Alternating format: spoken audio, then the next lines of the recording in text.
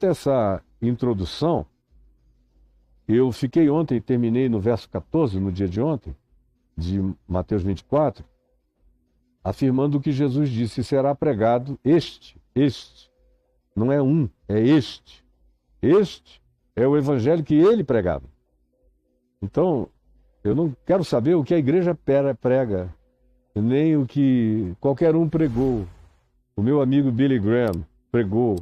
Ele pregou parte do evangelho, mas não pregou o evangelho todo. Eu não quero saber necessariamente o que o meu amigo John Stott pregou. Ele pregou boa parte do evangelho, mas ele não pregou o evangelho todo, embora essa fosse a intenção dele. Quando eu digo todo, não é livro por livro, é o conteúdo todo. Praticamente, além de Jesus, muito pouca gente enxergou a integralidade do elemento que não pode nem ser chamado de pacote, porque o pacote é um container.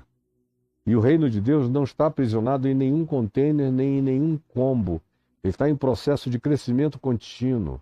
Só Jesus o viveu na integridade. Portanto, ele diz: e será pregado este evangelho, o meu evangelho.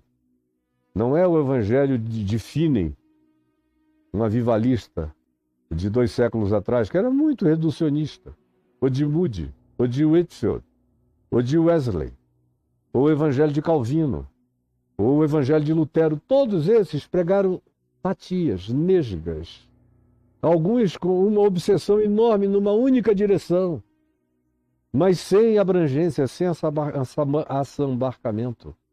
Por isso é que ele diz: e será pregado este evangelho do reino por todo o mundo. É o evangelho de Jesus. Não é o evangelho da igreja, não é o evangelho do cristianismo. No cristianismo há milhares de evangelhos que não são o evangelho de Cristo. Na igreja há milhões de coisas chamadas de evangelho que Jesus sobre tais coisas vomita, de tão anticristo que elas são. Jesus não tem nenhum compromisso com aquilo que se grita de trás dos púlpitos. Ele não teve compromisso com o que se ensinava nas sinagogas, nem no templo, nem nos santuários do cristianismo e nem através de absolutamente ninguém que se apresente como representante autorizado. O evangelho é o de Cristo, é o do reino de Deus, é este evangelho que Jesus diz. E ontem eu disse qual era o conteúdo deste evangelho. Se ele não tiver algumas marcas, e eu mencionei, está tudo gravado aqui no que eu falei ontem, vá lá e recorra e faça o seu dever de casa. Se não for este evangelho, pode chegar em nome de Jesus, pode construir milhares de igrejas, podem fazer eventos bombasticamente cheios de gente gritando no meio da rua, mas se o que se estiver anunciando não for este evangelho do reino, que você vem tendo o privilégio de acompanhar aqui comigo e por mim, em Mateus, há 2 anos e 8 meses, se não for este evangelho, com esses ensinos, com esses conteúdos, é apenas uma mensagem com esse apelido de evangelho de Jesus, ou da igreja, ou do cristianismo, ou do whatever. Mas não é este evangelho do reino. Sem esse DNA aqui de Cristo, sem os genes de Jesus em plenitude, não é o evangelho do reino. A gente tem projetos do cristianismo, muito mais tivemos no século XX. Eu acho que foi o grande século da tentativa de evangelização mundial. Eu mesmo estive empenhado até o talo na divulgação do evangelho em todo o planeta Terra. Mas enquanto eu fazia isso, eu fui vendo a quantidade de desevangelho que se levava em nome de Jesus em todas as nações. Eu cheguei em alguns lugares, como por exemplo, na antiga União Soviética, enquanto ela existia, enviado pelo Billy Graham, juntamente com o cunhado dele, o Leighton Ford, e com o meu amigo Sam Kamalason, que já está na glória dos céus há 3 anos. Fomos os 3, porque tinha uma oportunidade de pregarmos o evangelho e plantarmos essa semente do evangelho integral, da missão integral do povo de Deus em todas as repúblicas soviéticas. E ele mesmo pagou e reuniu 5.000 pastores no centro de convenções de Moscou. E o Leighton, o Sam e eu ficamos lá dias e dias e dias pregando para aqueles pastores de todas as repúblicas da antiga União Soviética, enquanto existia, de manhã, de tarde, de noite, e quantas vezes eu fiquei seguro por eles dentro do centro de convenção, tirando dúvidas até de madrugada, neve caindo lá fora, a União Soviética já falindo, os mercados vazios, fome para todo lado, gente angustiada, perigo de uma sublevação e de uma revolta, mas pregando, estávamos nós o Evangelho do Reino. Aí logo depois eu vejo que começam a chegar missões e missionários neopentecostais, só falando de cura divina, cura divina, cura divina, cura divina, milagre, dinheiro, dízimo, oferta, prosperidade. Jesus vai prosperar a União Soviética ou a Rússia, ou seja lá o que venha. E eu olhei para aquilo e falei, pronto, acabaram com o negócio aqui. Estragaram. Como eu vi estragar em outros lugares, onde havia tudo para as coisas terem sido diferentes. E eles chegaram e arruinaram, e foram tão horrorosos e danosos, que logo depois, substituído o governo, caído o muro de Berlim, mudado, tendo havido aquele ensaio de democracia com a glasnost do Gorbachev, e depois com as eleições e a presidência do Yeltsin, e até que o Yeltsin indicou o Putin como seu substituto e venceu a eleição e acabou virando esse autocrata que está aí, um ditador. E ele o que fez? Obviamente ele não queria aquela confusão neopentecostal lá. Como autocrata, ele preferia ter a igreja russa presente. Fez acordo com o patriarca, com os patriarcas da igreja russa que estão bilionários, eliminou toda a maluquice que tinha chegado com os neopentecostais e fechou a porta para qualquer manifestação saudável. Como a gente tinha conseguido levar e introduzir no início, poderia hoje haver uma outra igreja. Em toda a grande Rússia e na antiga União Soviética, isso podia ter se capilarizado para todo lugar, não fosse a loucura que chegou e destruiu tudo, porque não é qualquer coisa, não serve. Hoje eu estava vendo uma garotada muito alegre, muito feliz, muito vibrante, em Londres, gritando numa praça, e um garoto brasileiro dizendo, olha aqui, ó, vocês que estão dizendo que a Europa é pós-moderna, e que a religião acabou aqui, olha essa multidão de jovens gritando Jesus, Jesus, Jesus, Jesus, Jesus. Pô, na Europa pós-moderna, esse fenômeno da Europa pós-moderna não é de hoje. Eu preguei o tempo todo na Europa pós-moderna, já tem 52 anos. Eu já conheci a Europa pós-cristã. E ela já estava em processo de falência desde a Segunda Guerra Mundial, falência religiosa, mas não necessariamente de fé. Eu sempre disse que a falência era religiosa. E essa falência religiosa na Europa não atrapalha em nada a pregação do Evangelho. Eu já preguei para estádios lotados de jovens na Alemanha, há 30 e tantos anos atrás, não é hoje, há 30 e tantos anos atrás, lotados na Inglaterra, eventos entupidos para todo lado, em vários países da Europa. Então, esses movimentos nunca deixaram de haver. Quando se declara que é um continente pós-cristão, isso não é uma coisa ruim, é apenas no sentido de que a influência da religião, que foi fortíssima sobre alguns estados europeus, desapareceu, o que é bom, porque diminui a corrupção do fenômeno religioso que tende a se corromper toda hora com o Estado e o Estado com o fenômeno religioso. Mas aí o garoto, assim, numa inocência, olha aqui, com todo mundo gritando, é um grande avivamento, ele não entende. Essas coisas só são verdadeiras quando são verdadeiras no dia a dia, na continuidade, no trabalho, num assumir de compromisso. Não é num festival, não é numa rave de Jesus no meio de uma praça gritando. Isso aí pode acontecer com a maior facilidade. A grande questão do Evangelho do Reino é que ele não é um evento. Ele é uma continuidade. Ele tem a ver com um cotidiano transformado, regenerado, alterado, lúcido, consciente e aprofundado. E não apenas com eventos de praça, que é o que impressiona muito a garotada, mas não deixa nem raiz nem ramo com o passar do tempo. E é chato ter que dizer isso. Você ficar velho, cansado e experiente, já ter rodado o mundo milhões de vezes e visto a história se repetir tantas vezes e ter que dizer isso. Não quero desanimar ninguém, eu só quero aprofundar a consciência do que de fato é o significado da manifestação deste Evangelho. E será este Evangelho, não um outro Evangelho.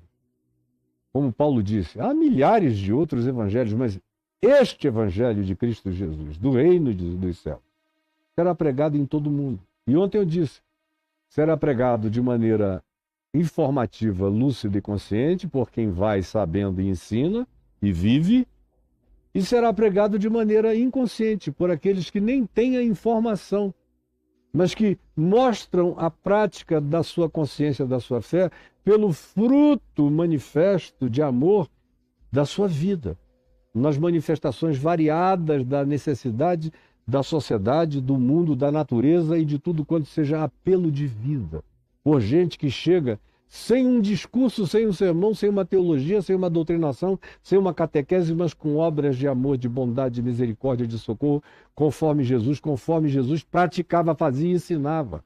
É a história de mostra-me a tua fé sem frutos, sem obras, e eu, sem a tua fé, sem o teu discurso, te mostrarei a minha fé com a prática das minhas obras. Então, se eu chego com discurso, eu tenho que apresentar obras. Mas se eu chego sem saber o discurso ou sem o discurso, mas carrego obras, eu cheguei mais bem amparado do que quem chega só sabendo um discurso destituído de obras, pelo amor de Jesus. Entenda isso para sempre. Será então pregado este Evangelho, que é integral e é pleno, do reino de Deus, no mundo todo. Por quem chega com a consciência da informação e com a vivência do Evangelho, e por aquele que, mesmo sem informação, chega vivendo o fruto do Evangelho como manifestação de amor e graça no mundo, anunciando a esperança do Evangelho de Cristo, mesmo que os indivíduos não tenham ouvido falar ainda no nome Jesus, mas é Evangelho do Reino. Isso aqui está acontecendo. Está acontecendo com a igreja sabendo ou não sabendo, querendo ou não querendo, e até contra e apesar da igreja. Não raramente o Evangelho é pregado contra o cristianismo e apesar do cristianismo. Ou confrontando o cristianismo é que o Evangelho muitas vezes precisa ser pregado para ser entendido como palavra de Jesus, porque Jesus nunca aplaudiria o cristianismo. Como ele nunca aplaudiu o judaísmo. Como ele nunca aplaudiu o templo. Como ele nunca aplaudiu religião nenhuma. Ele ensina um caminho que é o único, de verdade e de vida, para a gente viver. Não para a gente ritualizar, mas para a gente praticar nas relações aonde isso pode ser observável, que é de uns para com os outros. Ele diz, e então, depois que isso se espalhar, e que qualitativamente um grupo expressivo de pessoas numa dada geração fechar esse ciclo de consciência universal, aí ele diz, então virá o fim. E é onde nós paramos ontem e prosseguimos hoje. Quando, pois, e esse pois é um evocativo do contexto antecedente, do que se disse ontem, que é, sereis atribulados, odiados, nesse tempo muitos hão de escandalizar, trair e odiar, levantar-se-ão muitos falsos profetas, enganarão a muitos, por se multiplicar a iniquidade, o amor se esfriará de quase todos. Tudo que nós vimos ontem com calma. Aquele, porém, que perseverar até o fim, esse será salvo e será pregado este Evangelho do Reino de Deus em todo o mundo, para testemunho a todas as etnias, línguas, povos e nações, então virá o fim. Quando, pois, virdes o abominável da desolação, aí a gente fica querendo saber quando será isso. O que é isso? Quando virdes o abominável da desolação, que é uma alusão ao que está dito em Daniel no capítulo 9, no verso 22 em diante, particularmente no verso 27. O abominável da desolação. Quando virdes, ele remete a gente, portanto, para o profeta Daniel, explicitamente, do qual falou o profeta Daniel, sentado esse abominável da desolação, no lugar considerado santo ou sagrado, ou designado para isso, quem lê entenda. Então os que estiverem na Judéia fujam para os montes e assim vai. Bom, isso aqui já aconteceu algumas vezes antes. Já tinha acontecido antes de Jesus falar o que falou aqui no verso 15. Você está prestando atenção? Já tinha acontecido porque Antíoco Epifânio III tinha sido considerado pelos judeus o abominável da desolação do qual falara o profeta Daniel, pela interpretação dos rabinos, nos dias de Antíoco Epifânio III, porque ele foi e imolou um porco no altar do templo em Jerusalém, e foi considerado o cumprimento da profecia do profeta Daniel, muito antes de Jesus nascer. Depois de Antíoco Epifânio, houve uma quantidade expressiva de outros que vieram e produziram essa chamada dessacralização do lugar separado para cultos, liturgia, sacrifício e coisas do gênero. Depois de Jesus, depois que Jesus falou o que falou, e falou esse sermão aqui, como a gente viu em Lucas, quando ele explicitamente, começando em Lucas 21, do verso 12 até o verso 24, ele descreve uma sequência que termina com a destruição de Jerusalém no ano 70. Outra vez, naquele período, aparece um abominável da desolação bem explicitamente.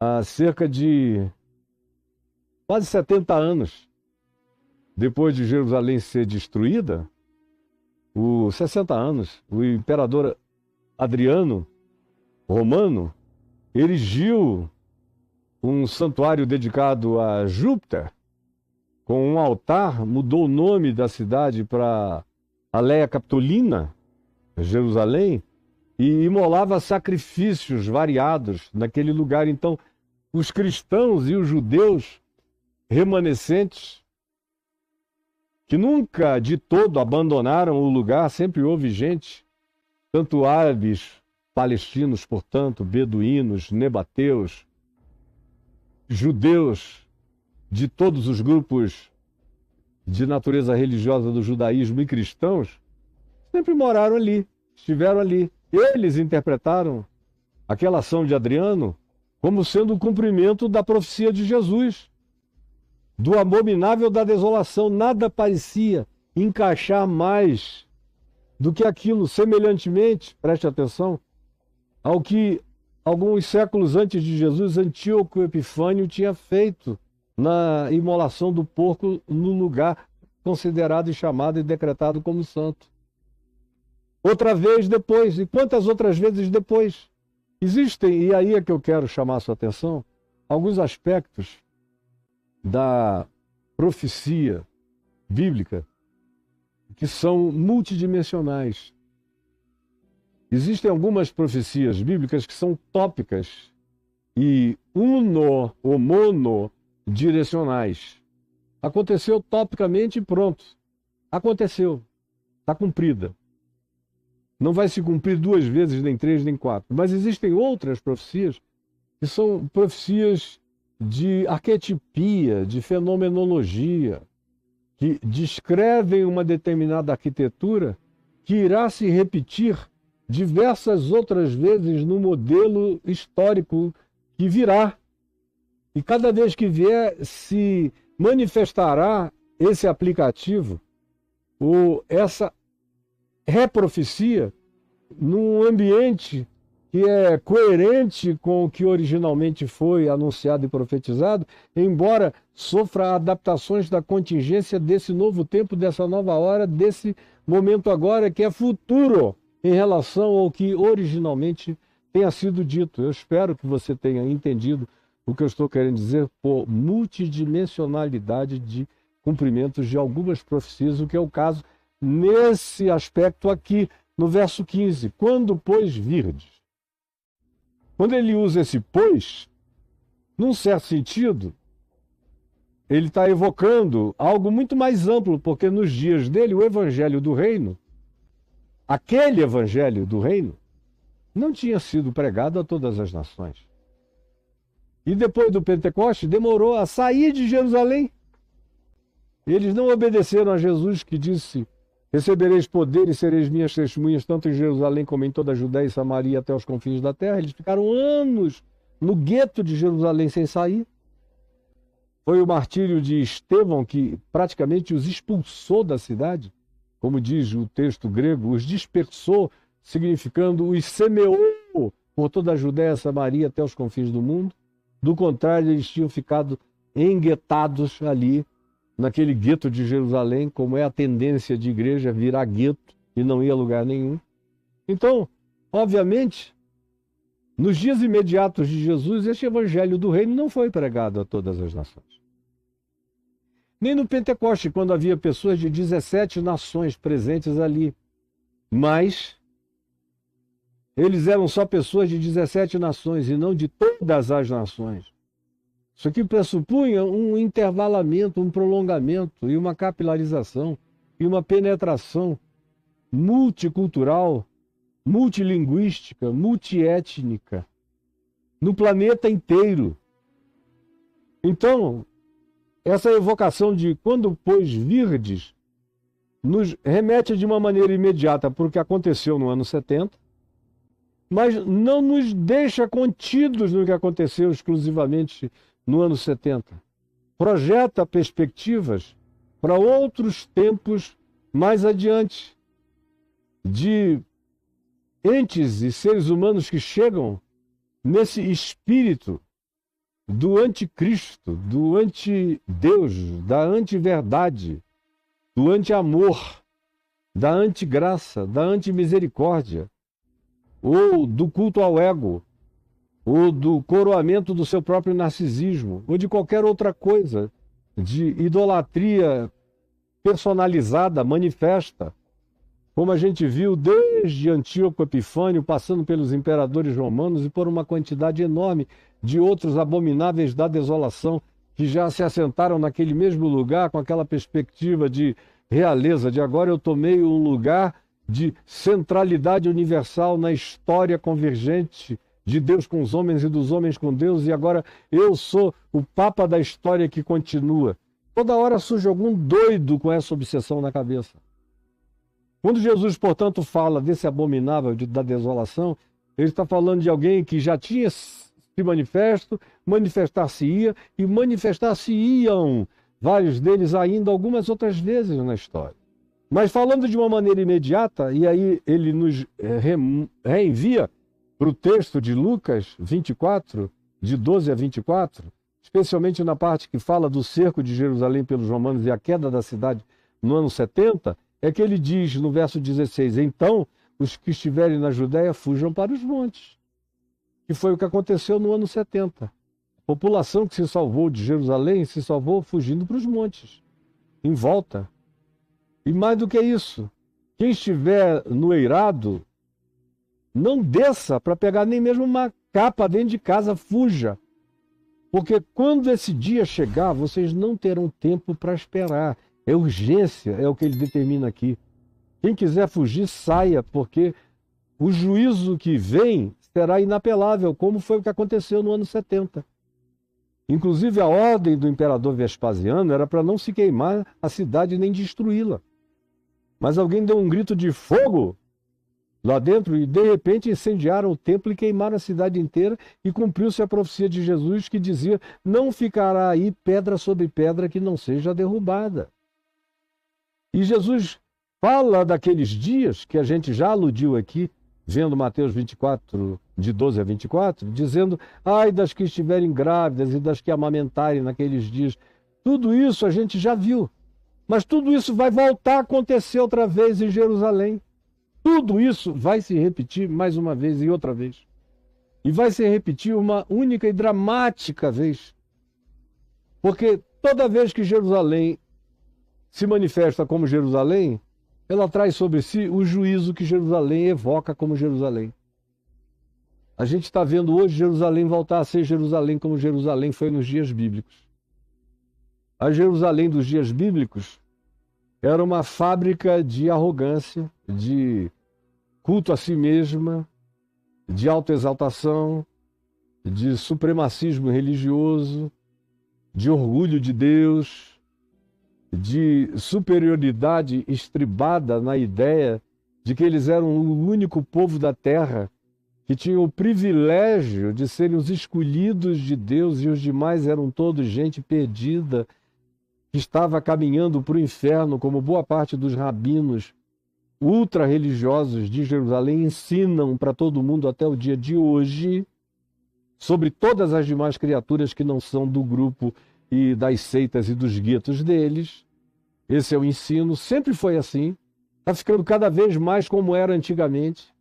A Jerusalém de hoje parece cada vez mais com a Jerusalém arrogante dos dias de Nabucodonosor, com a Jerusalém arrogante dos dias dos romanos, com a Jerusalém que matou Jesus e que encobriu a ressurreição e falsificou as narrativas e matou todos os apóstolos e matou todos os profetas, conforme Jesus disse.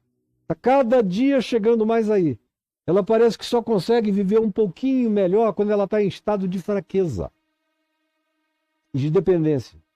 Mas quando Jerusalém fica poderosa, armada, rica, municiada e se sente forte, em geral, no curso dos últimos 3.000 anos de história observada do lugar, sob a jurisdição e o controle judaico, ela se torna invariavelmente arrogante. Só não entende o que eu estou falando quem não conhece a história para trás, como eu a conheço, igual um gibi. De modo que eu falo o que eu sei para você. Não é o que eu estou chutando. É o que eu sei de verdade até desacordado. É o que eu sei de verdade indo lá e estudando lá centenas de vezes na vida. Eu sei o que eu estou lhe dizendo. E a Jerusalém de hoje está exatamente na posição da Jerusalém abominável dos dias gloriosos dela e que a faziam justamente se tornar num ponto nevrálgico de atração de juízo, porque era uma gloriosidade arrogante e coletivamente narcisista e supremacista e perversa contra os mais fracos à volta, cometendo as malignidades de ordens as mais diversas e não contente com uma capacidade sanguinolenta enorme, carnívora e canibal de comer carnes e beber sangue de profetas de Deus e até do Filho de Deus. Isso foi, isso é, isso será e continuará. Então tem um ai toda hora. Quando Jerusalém chega nesse lugar de autoexaltação, ou achando que ela é a senhora do seu próprio destino, sempre tem um ai ecoando sobre a cabeça dela. E orai, Jesus diz, para que nesses dias, nesse tempo, se vocês morarem aí, a fuga de vocês não aconteça nem no inverno, no frio, porque lá no inverno neva. Eu já peguei muita neve em Jerusalém, muito frio. Portanto, orai para que essa fuga, esse dia, essa hora não aconteça nem no inverno, nem num dia de sábado, quando vocês não possam, pela religião de vocês, saírem fugindo, porque vocês vão precisar fugir e rápido. Porque nesse tempo haverá grande tribulação. Assim como houve nos dias de Antíoco Epifânio, assim como houve nos dias do general Tito no ano 70 da nossa era, assim como houve no tempo dos cruzados, tanto dos cristãos ocupando o lugar quanto dos muçulmanos ocupando o lugar, na alternância dos abomináveis da desolação, como também houve quando os otomanos ocuparam o lugar com essa mesma arrogância, os turco-otomanos ou os mamelucos, ou como houve no tempo do mandato inglês com essa mesma arrogância, ou como houve sempre com essa mesma arrogância, quando o príncipe Faisal achou que ele poderia ser o rei de Jerusalém e não conseguiu emplacar-se nessa função.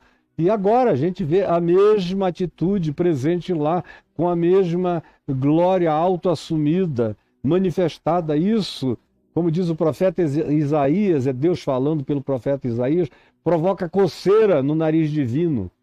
E ele diz, eu vou espirrar você do meu nariz. Ah! De modo que eu tenho dito, e vocês prestem atenção, a Jerusalém de hoje corre outra vez muito risco em razão das maldades que vão se acumulando. E como foi no passado, continua sendo o presente. Ou vocês acham que aconteceu alguma coisa, que aquilo ali, Deus resolveu transformar aquilo na Disneylândia? Não. Como foi no passado, continua sendo o presente. Se praticar o bem, se praticar o mal, yeah. É só esperar. Como foi no passado, continua sendo o presente. Só que agora, no que nos aguarda, isso poderá vir numa perspectiva que a gente não pode nem imaginar, porque agora a gente não está mais brincando de arco e flecha, nem de catapultas, nem de jogar pedra incendiada, com óleo e corda para dentro das muralhas da cidade. Isso aí não é mais guerra de Forte Apache. Ninguém precisa mais derrubar muralha nenhuma, é botão. Uma das últimas vezes que eu estive em Jerusalém, antes dessa guerra, eu estava conversando com uma local que eu já conhecia de muitos anos atrás aqui no Brasil. Ela frequentava a igreja onde eu tinha sido pastor em Niterói e depois fui pastor lá, honorário ou emérito, durante 15 ou 17 anos por aí, Igreja Presbiteriana Betânia, e eu encontrei, estávamos tomando um café no hotel, batendo um papo, e ela me falou que a filha dela tinha pedido uma licença do exército de Israel porque ela não tinha aguentado os estresses de combate. Aí eu falei, mas ela está guerreando em que fronte? Naquele período ali não estava havendo nenhuma guerra conflagrada. Só aqueles aspectos tensionados de conflito que vinham presentes nos últimos 30, 40 anos, com alternâncias, que eu conhecia muito bem nos últimos 50 anos, intimamente, inclusive. Aí ela me falou, não, ela não está em nenhum fronte, mas ela é uma das controladoras dos disparos de mísseis. E ela é uma menina de 22, 23 anos, uma garota, jogando videogame de míssel e controlando os outros garotos. Tudo menino, não tem velho ali jogando aqueles negócios. Mirando tal, vendo o mapa, com as coordenadas todas, o que é isso aqui? Ou a informação que chega do Mossad. Pode ter gente escondida aqui, ali, vai, aquela tensão, vamos jogar aí, zup. Aí vem tudo ao vivo. Depois vem o resultado, centenas de mortos, de braços arrancados, de gente estourada para todos os lados. Olha, não estávamos nem na crise da guerra horrenda, genocida de Gaza, era ainda uma outra coisa tópica acontecendo. E a garota não estava aguentando, deu uma surtada e precisou ser retirada para um tempo terapêutico e sabático, porque ela não estava aguentando. Agora imagina, quando chegar a hora da gravidade mesmo, da grande gravosidade, como diz o profeta Ezequiel, quando as armas forem aquelas que fizerem, como eu disse ontem, os olhos, o globo ocular apodrecer na cavidade ocular, a carne apodrecer, a língua apodrecer no céu da boca, pelo impacto radioativo para todos os lados. Ezequiel está falando de um tipo de armamento que há 2.500 anos ninguém conhecia, nem existia, nem se podia conceber ainda. Hoje, está presente para todo lado, com capacidade de explodir esse planeta 6 vezes, o mesmo planeta. Se fosse jogado em Júpiter todo o nosso arsenal atômico, a gente veria o estrago daqui. Se fosse jogado em qualquer planeta do sistema solar, se fosse jogado em Marte, destruiria Marte na mesma hora, Vênus, um monte de outros planetas evaporariam. A Terra, o próprio arsenal atômico da Terra destruiria a Terra 7 vezes, tinha que ter uma Terra 7 vezes maior que a própria Terra para aguentar o impacto e não se dissolver no nada. Para você ter ideia do que nós somos insanos a ponto de construirmos para nós mesmos algo que nos mate 7 vezes. É o que está presente. É o que Jesus via e enxergava no horizonte. E enxergava sozinho. E ninguém mais enxergava com ele. Ninguém. E ele afirma: não tivessem aqueles dias sido abreviados e ninguém seria salvo. Ninguém aguentaria. O Apocalipse fala a mesma coisa, descreve uma guerra semelhante, aonde outra vez a língua apodrece na boca e os olhos apodrecem dentro das esferas do globo ocular no crânio. E os seres humanos se dissolvem vivos. É uma hecatombe, nos dias de hoje, inevitavelmente descritivas de um fenômeno nuclear.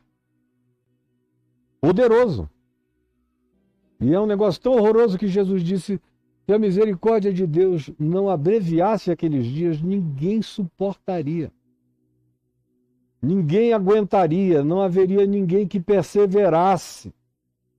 Diante de tamanha calamidade, não haveria ninguém que perseverasse diante de tamanha calamidade. Não tivessem aqueles dias sido abreviados e ninguém seria salvo. Mas por causa dos escolhidos, tais dias serão abreviados. Escolhidos. Quem são os escolhidos? São todos aqueles que se viram como gente que não queria viver outra vida, senão a vida que glorificasse o nome de Deus pela prática do amor, da justiça, da verdade, da misericórdia, da fidelidade, da longanimidade, da mansidão e do domínio próprio. São esses que vivem e encarnam o evangelho do reino de Deus e que carregam o temor, amor de Deus no coração, nas suas práticas relacionais, nos seus cotidianos. Esses são os escolhidos. Não tem nada a ver com calvinismo nem com predestinação fatalista. Os escolhidos de Deus são todos aqueles que, ouvindo o evangelho, praticam-no. E dizem: esta é a palavra da minha vida. Esses são os escolhidos de Deus. Não tente criar uma teologia, nem uma catequese, nem uma dogmática, nem uma teologia sistemática para criar um cronograma de natureza, um organograma dos escolhidos, porque isso será pecado e burrice. Os escolhidos habitam um mistério divino e eles são aqueles a quem Jesus chamou de trigo. Eles são aqueles a quem Jesus designou como sendo os que tinham um coração terra boa para acolher a semente da vida e deixá-la colocar raízes de eternidade nos seus seres. Esses são os escolhidos, também chamados de filhos da luz, também chamados de sal da terra, também chamados de luz do mundo, também chamados de filhos do reino, também chamados de herdeiros e co-herdeiros com Cristo Jesus, também chamados de bem-aventurados, sobre os quais Jesus diz: porque eu tive fome e me deste comer, tive sede e me deste beber, estive nu e me vestistes, e coisas da mesma natureza. Designados, portanto, como aqueles que andam no seu próprio caminho e não fogem do seu semelhante, como o samaritano. Esses são os que Deus procura para seus adoradores. São os que se oferecem à vida assim. Esses são os escolhidos. Vocês estão ouvindo aí dentro, Clarinha? Recorte de quando eu comecei a falar até agora, por favor. Esses são os escolhidos. Esses são os escolhidos. Não tivessem aqueles dias sido abreviados, ninguém seria salvo, ninguém aguentaria. Mas por causa dos escolhidos, tais dias serão abreviados. Isso é uma coisa extremamente séria. É essa misericórdia de Deus que mensura até onde a natureza humana suporta a tribulação. Suporta. A graça de Deus não deixa, como o apóstolo Paulo nos diz, escrevendo aos Coríntios, na primeira epístola, no capítulo 10, no verso 13, ele diz que Deus não permitirá que sejamos tentados além das nossas forças. Pelo contrário, juntamente com a tentação, nos proverá livramento de modo que possamos suportá-la. Não permitirá que sejamos tentados além das nossas forças. Nunca permitiu, não permite, nem permitirá. Só que em relação a essa afirmação, naqueles dias haverá grande tribulação, os pentecostais, os neopentecostais, os adventistas e os testemunhos de Jeová criaram uma escatologia sistemática que misturou Daniel com Ezequiel, com um monte de coisas. Criaram um organograma e um cronogramazinho e venderam milhões de livros e alguns ficaram milionários vendendo esses livros e um monte de gente já enlouqueceu e foi parar nos hospícios. Outros perderam a fé esperando Jesus voltar. Outros, a mente não suporta viver o dia inteiro esperando Jesus voltar. E tudo, será que é um sinal? Será que é um sinal? Será que é um sinal? Meu Deus, será que é um sinal? É um sinal, será um sinal? Qual é a mente que suporta, viu, Clarinha? Qual é a mente que suporta viver nessa expectação? Será a grande tribulação? É Jesus que está voltando agora? Será que ele está voltando agora? Será que ele está voltando? Qual é a mente que suporta viver nessa expectação angustiosa dessa grande tribulação, com esse medo de que seja uma coisa tão braba e quem saiba, Deus se esqueça da promessa dele, afirmada por Jesus, que diz: não tivessem aqueles dias sido abreviados e ninguém seria salvo. Aí o cara diz: não, será que Deus está me vendo, lembrando de mim? Será que eu vou aguentar? Aí eles inventaram uma escatologia do arrebatamento. Conquanto exista, tendo Jesus como chave hermenêutica, a ideia de que Jesus é quem diz: será tirado um, deixado o outro. 2 estarão no campo, um será tirado, deixado o outro. 2 estarão dormindo numa cama, um será tirado, deixado o outro. E aí ele cria várias circunstâncias sobre o que eu já falei aqui na exposição de Mateus. Existe esse lugar da abdução no Evangelho. A gente não sabe o dia e a hora. Todavia, essa escatologia dispensacionalista americana, adventista, testemunha de Jeová, pentecostal e neopentecostal, criou um esqueminha que diz que a tribulação tem 7 anos, com base num cálculo lá em Daniel, que eu conheço infinitamente bem, de trás para frente. Eu já me dediquei anos estudando aquilo ali.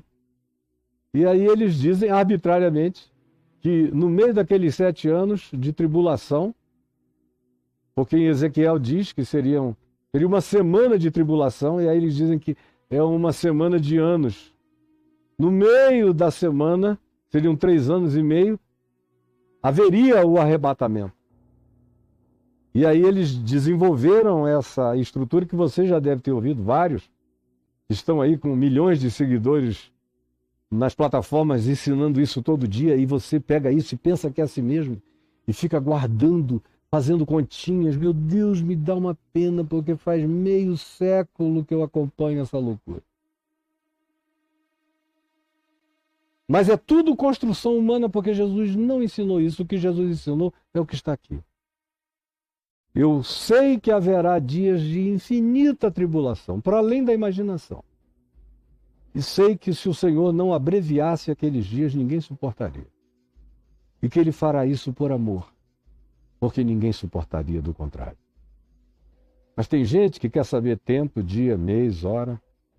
E como eu não estou aqui para enganar vocês, nem para construir esse organograma da volta de Jesus que Paulo não tinha, que Pedro não tinha, que Jesus não deu para ninguém, e que foi nos Estados Unidos que construíram, porque crente americano não pode passar por grande tribulação, afinal de contas eles são o novo povo escolhido, a nova Jerusalém, o povo do destino manifesto, Os crentes mais especiais da história da igreja são eles. Eles inventaram uma escatologia que seja de acordo com a ideologia de não sofrimento deles. E aí você comprou esse pacote como se tivesse vindo direto do trono de Deus e não veio. E eu sinto lhe informar, vai doer. E você vai ter que aprender a suportar e aguentar. E a ser perseverante. E a ter raiz profunda no Evangelho de Deus. O que a grande maioria não tem, nem lá, nem aqui, nem em lugar nenhum. Estão vivendo só dessa superficialidade, frequentando a igreja onde você tem que ir com a palheta certa, dependendo da tonalidade de roupa para aquele culto. Senhor Jesus, eu quero te pedir que o que eu disse aqui tenha chegado como luz, como ensino, como esclarecimento, como graça de compreensão, como tirar de véu, como revelação, como apocalipse. Tira o véu da não compreensão e ajuda-nos a nos satisfazermos com o que tu nos ensinaste, não com o que os homens montaram para ganharem dinheiro, venderem livros ou nos oferecerem falsas consolações. É o que eu te peço que o Espírito Santo realize agora, em nome de Jesus.